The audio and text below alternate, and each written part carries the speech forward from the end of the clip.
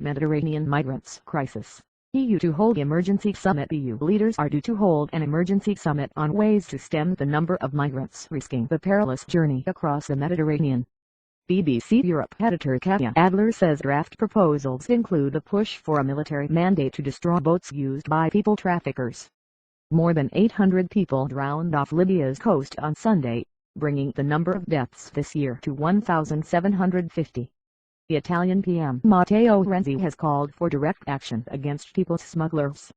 He described them as the slave traders of the 21st century.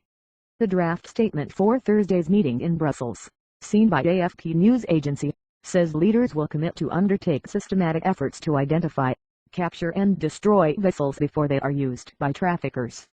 It says EU Foreign Policy Chief Federica Mogherini is invited to immediately begin preparations for a possible security and defense policy operation to this effect, in accordance with international law. Our correspondent says other plans include supporting on efforts to help form a stable government in Libya. Italy says 90% of the migrant boats ending up on its shores set off from Libya. EU leaders are also expected to discuss what to do with those migrants to reach Europe.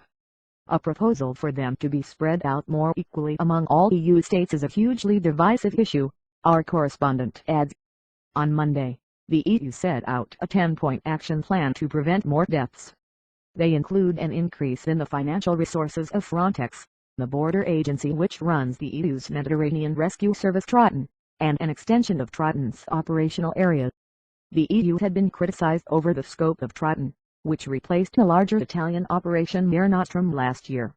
Some EU members had said Mare Nostrum was too expensive and expressed concerns that it was encouraging more migrants.